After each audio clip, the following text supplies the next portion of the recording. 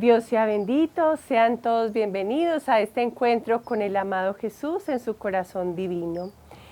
Vamos a iniciar este encuentro por la señal de la Santa Cruz de nuestros enemigos. Líbranos, Señor Dios nuestro, en el nombre del Padre, y del Hijo, y del Espíritu Santo. Amén.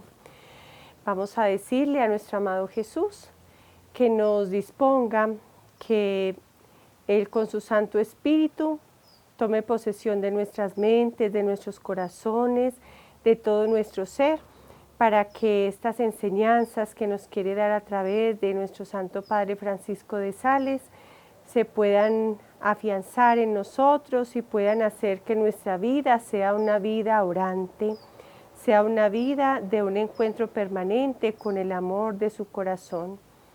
Que Papá Dios les haga sentir todo su amor, toda su ternura, su abrazo paternal, y que Mamá María los acompañe, nos esté asistiendo para que podamos ser dóciles a la obra que quiere hacer nuestro amado Jesús en cada uno de nosotros. Gloria al Padre, y al Hijo, y al Espíritu Santo, como era en el principio, ahora y siempre, por los siglos de los siglos. Amén. Bueno, mis queridos amigos, hoy estamos continuando con este documento hermoso que se llama La Filotea, o la Introducción a la Vida Devota, de nuestro Santo Padre Francisco de Sales. Estamos en la segunda parte del libro, que se llama Diferentes avisos para la elevación del alma a Dios mediante la oración y los sacramentos. Y hoy estamos en el capítulo, vamos a meditar sobre el capítulo 8, que dice que sobre algunos avisos útiles sobre la meditación. Bueno, entonces, como estamos en estos días, hemos estado meditando sobre todo lo que tiene que ver con esa oración, con ese encuentro amoroso con nuestro Dios.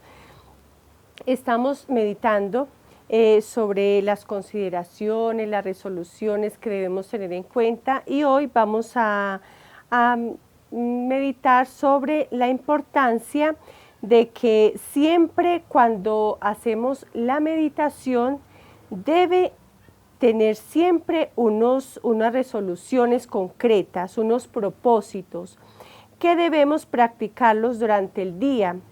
Dice nuestro Santo Padre que sin este fruto de la oración, esas meditaciones que hagamos serían inútiles, incluso serían perjudiciales, porque las virtudes, dice él, meditadas y no practicadas, hinchan y envalentonan el espíritu.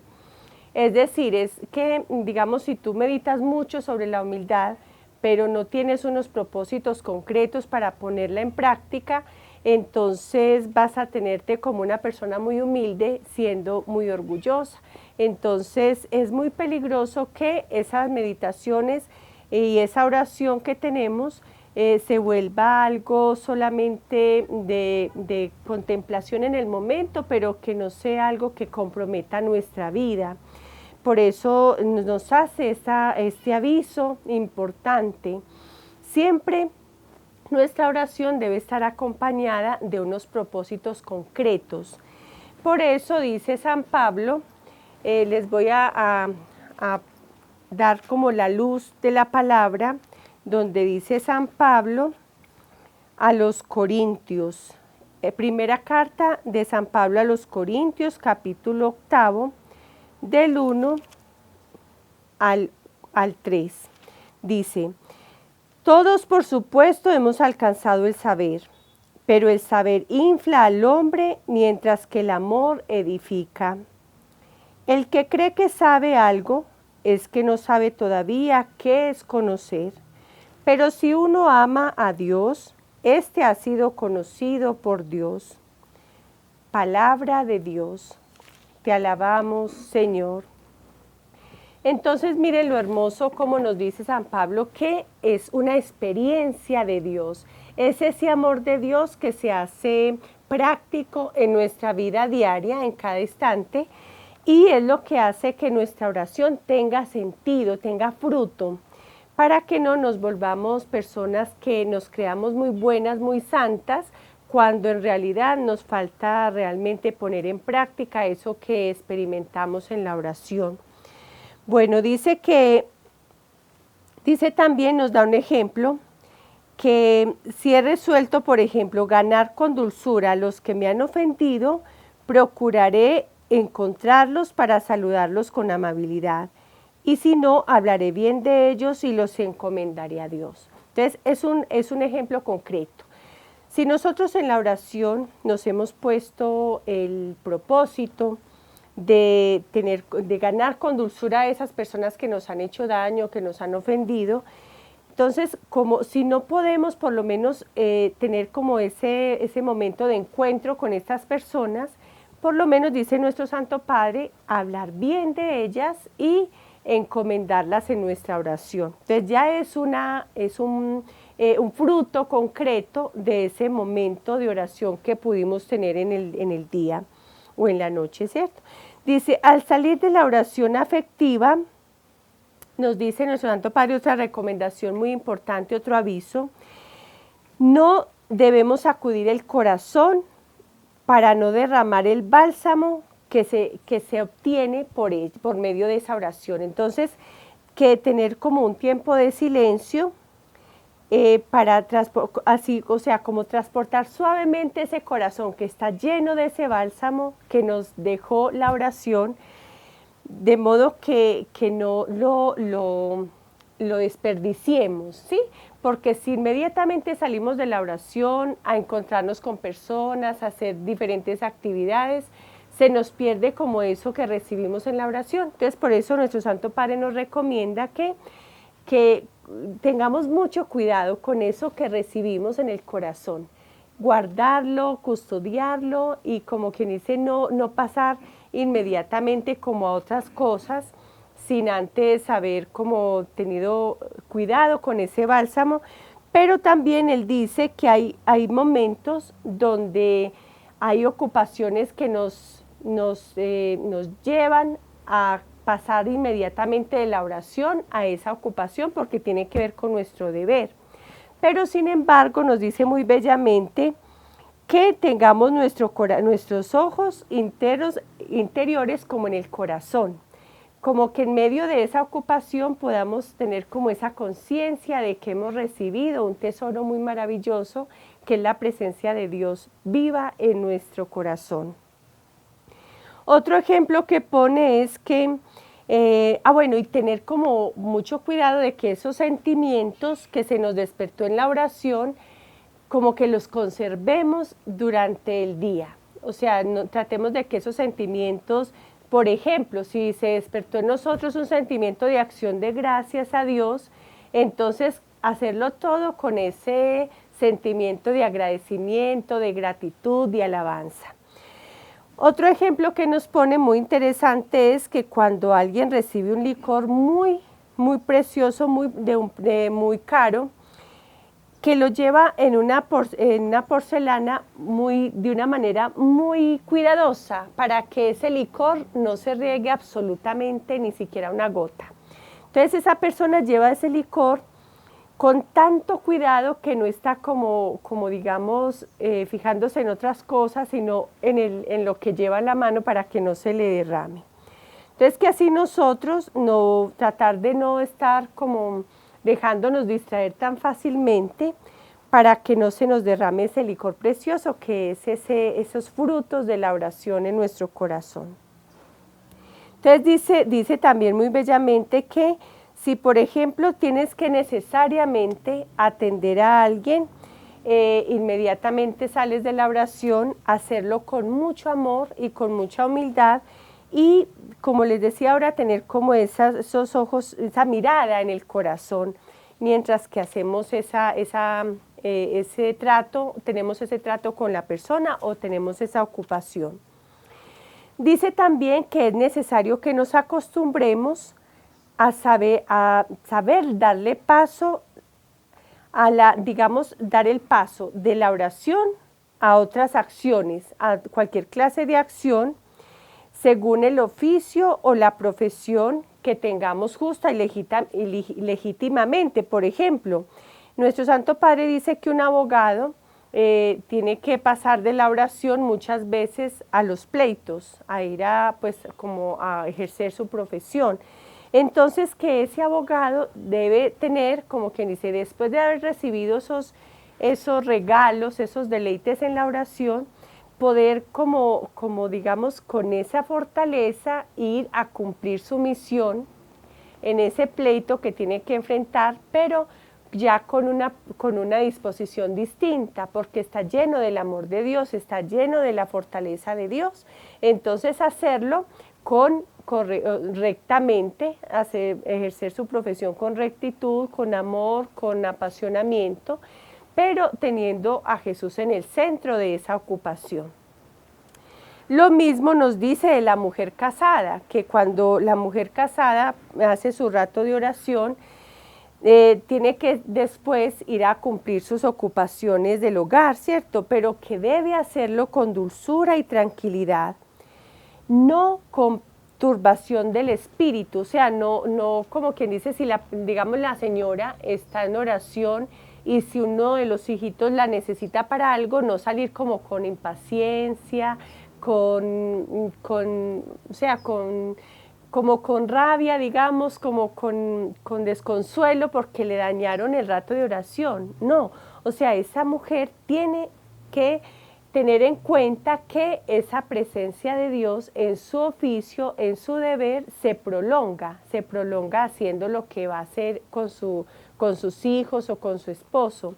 Entonces esto es muy importante, que todas ustedes que son amas de casa y todos ustedes que son papás, son empleados, que tengamos muy en cuenta ese equilibrio entre nuestra vida espiritual y el deber que tenemos o el estado, digamos, lo que tenemos que hacer en el día.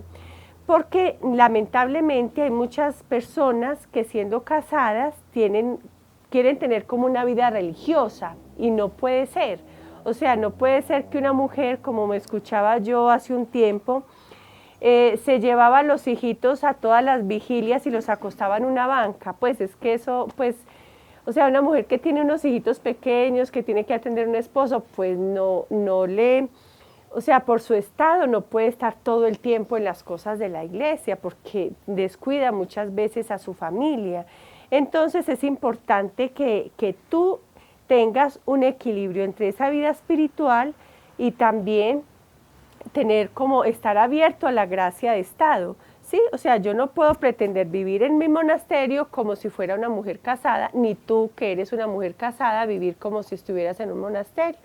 Pero sí puedes ir teniendo como claro que puedes hacer todos tus oficios en acción de gracias a Dios, en alabanza. Pues escuchaba hace poco de una amiguita que me decía muy bellamente que ella es mamá, es esposa, pero ella tiene una gracia especial de hacer presente a Dios en todo lo que hace. Entonces ella, mientras que está lavando la loza, está en acción de gracias, en alabanza, diciéndole a Jesús que es por Él que hace ese oficio. Entonces mira que tú puedes hacer de tus acciones, de tus ocupaciones, una alabanza a Dios, un encuentro de amor con Dios, decirle Jesús, quiero servirte en la persona de mi esposo, o tú decirle, quiero servirte en la persona de mi esposa y de mis hijos, y así vas como santificando todo eso que aparentemente es tan terreno, lo puedes volver algo sobrenatural, ¿sí? Entonces, mira que lo que nos enseña nuestro Santo Padre es muy, muy propio para tener una vida muy santa, de una manera muy equilibrada. Bueno, también nos dice que ocurrirá que algunas veces después de la preparación de la oración, o sea que tú estás preparando tu momento de oración y de pronto surge en ti algún afecto. Entonces él dice que es necesario que al verte movido por Dios a ese afecto, no pases a la consideración, sino que te quedes en el afecto. porque lo que hemos estado estudiando del libro en todos esos encuentros es que pues primero es la preparación, después la consideración, después vienen los afectos. Pero nuestro Santo Padre dice que ante la presencia de un afecto espiritual, de un sentimiento espiritual, de una emoción grande del espíritu, no debes como suspender y como tener como la rigidez de que tiene que ser primero la consideración. No, tienes que ser muy libre en eso, dice nuestro Santo Padre, que hay que darle toda la importancia al momento cuando surge ese afecto, así sea antes de la consideración del misterio que vas a meditar.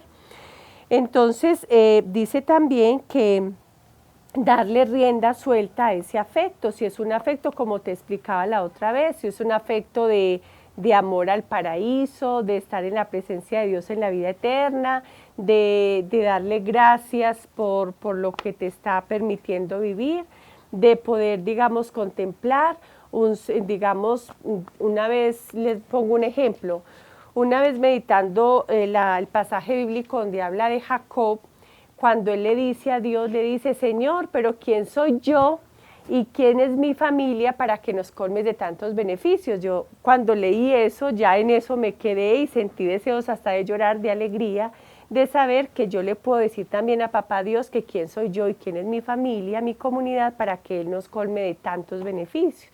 Entonces ahí no podía seguir adelante en el texto, sino que ya ahí me quedé mucho tiempo dándole gracias por ese cúmulo de beneficios de que me colma y que colma mi familia, mi comunidad, los seres queridos, bueno, en fin, entonces mira que es muy sabio lo que nos enseña nuestro Santo Padre a la luz del Espíritu Santo, de que nos podamos como degustar, podamos como saborear esos regalitos maravillosos del amor de Dios en la oración. Bueno, dice también que es bueno tener como que esos afectos y resoluciones, bueno, después de tener, digamos, cuando ya hemos tenido la consideración, los afectos, ya al final ya es que se proponen esas resoluciones o esos propósitos, que no es muy recomendable que nosotros en el inicio de la oración ya empecemos a hacer propósitos, porque es que los propósitos surgen de haber tenido un encuentro muy pleno con Dios, pues un encuentro muy personal, y en esa meditación, en esos afectos, es que surgen las resoluciones.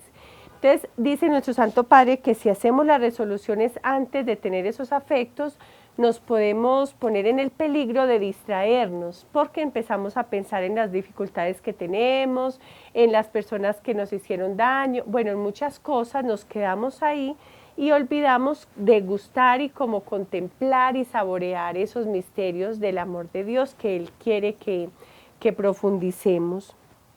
Bueno, también les quiero compartir el Evangelio cuando nos invita, el Evangelio que nos invita a la oración donde Jesús nos dice cómo debemos, como la disposición que debemos tener ante la oración. Entonces nos hace un ejemplo muy bello, dice el Evangelio de San Lucas, capítulo 18, del 1 al 8.